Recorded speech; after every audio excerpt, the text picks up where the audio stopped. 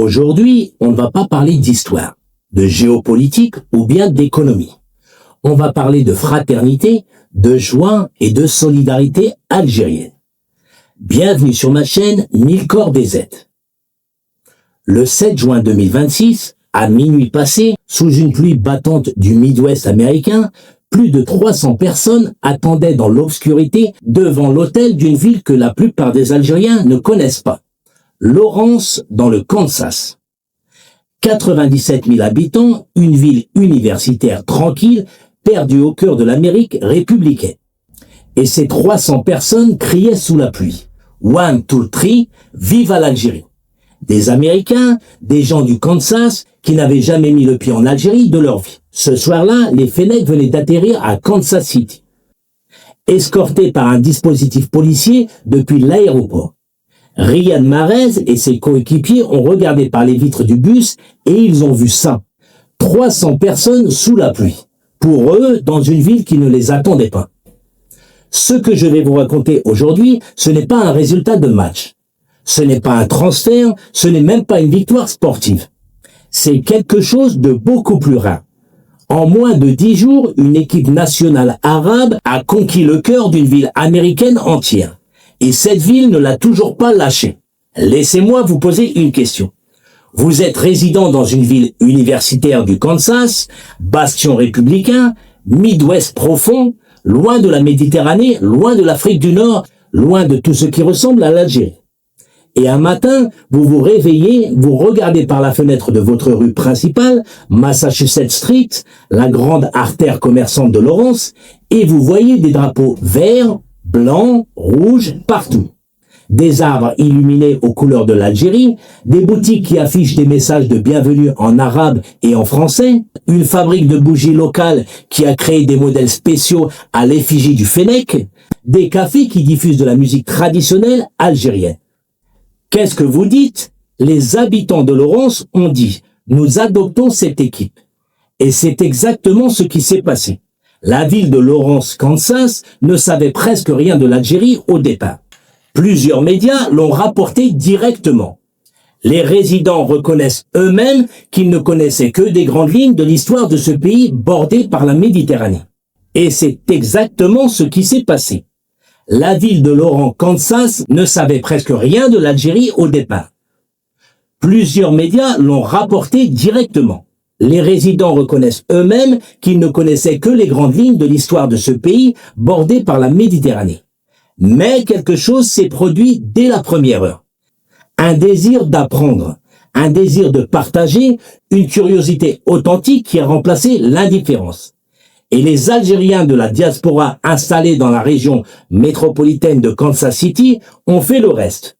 Ils ont amené leurs tambours, leurs drapeaux, leurs chants. Ils ont transformé les entraînements ouverts au public en fêtes populaires quotidiennes. Ils ont chanté, dansé, scandé dans les rues. Et les Américains, les vrais habitants de Lawrence, ont commencé à les imiter. Pas par politesse, pas par contagion, parce que la joie, ça ne demande pas de visa. Parce que la joie, ça ne demande pas de visa. Maintenant, la question. Est-ce que vous soutenez l'Algérie dans cette Coupe du Monde? Répondez en commentaire. Quand A, vous dites que Lawrence est désormais la 59e wilaya de l'Algérie à l'étranger. Quand B, vous pensez que c'est beau, mais que ça restera sans lendemain une fois les Fennecs repartis. J'attends vos réponses en commentaire.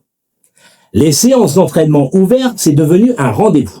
Chaque matin, des familles américaines se déplacent pour voir les joueurs de foot de près, pour prendre des photos, pour applaudir.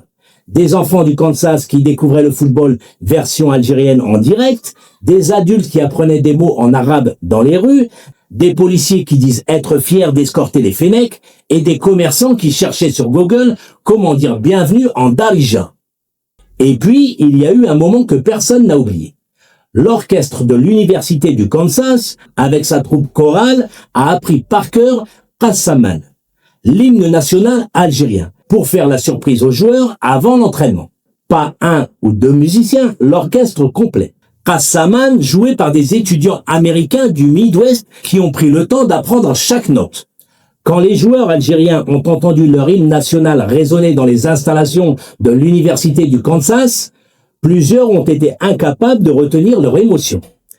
Abonnez-vous à la chaîne si vous n'avez pas encore rejoint la famille Milkor DZ. Je suis là tous les soirs à 18h pour vous retrouver avec un nouveau sujet. Mais le moment le plus symbolique, le plus fort de toute cette histoire, c'est l'arrivée le samedi 13 juin 2026 d'un artiste américain connu sous le nom de Stan Heard. Il a organisé quelque chose d'absolument extraordinaire.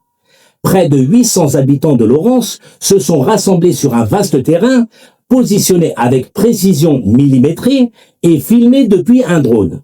Ce que le drone a filmé depuis le ciel, c'était un drapeau algérien humain géant. 800 Américains qui formaient avec leur corps le croissant, l'étoile, le vert, le blanc, le rouge. Stan Heard a expliqué sa démarche avec des mots simples.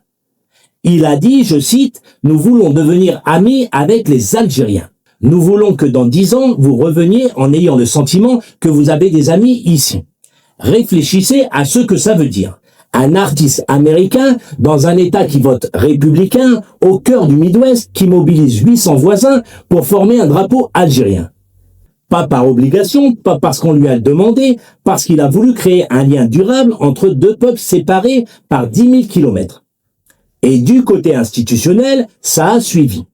Le maire de Kansas City, Quinton Lucas, a publié un message sur X le jour de l'arrivée des Fennecs.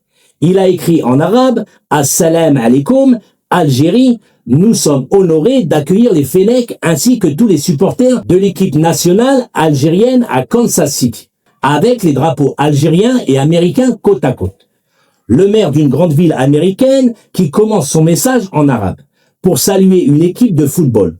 On est loin, très loin du simple protocole diplomatique. Ce qui se passe à Lawrence dépasse le cadre du sport depuis le premier jour.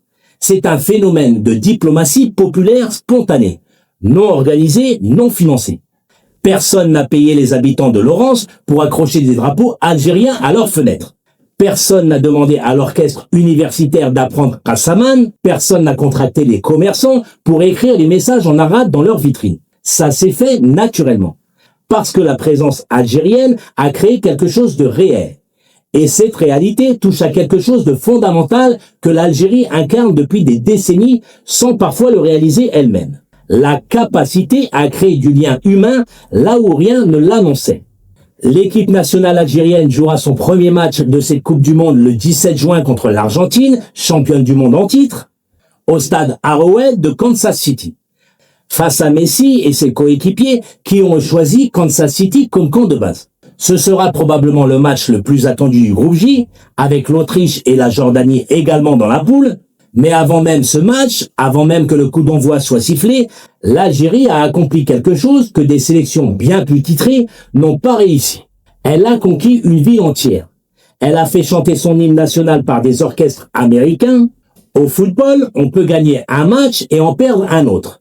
Les résultats du terrain appartiennent au futur, mais l'empreinte laissée dans le cœur des habitants de Lawrence, elle est déjà gravée. Welcome to Lawrence, salam alaikum, we are so happy you're here. On se retrouve demain sur Milkor DZ. Ce match contre les champions du monde n'est peut-être pas aussi impossible qu'on veut bien nous le faire croire. Abonnez-vous pour ne pas manquer le rendez-vous de demain et surtout, donne ton avis en commentaire, c'est là que le débat commence.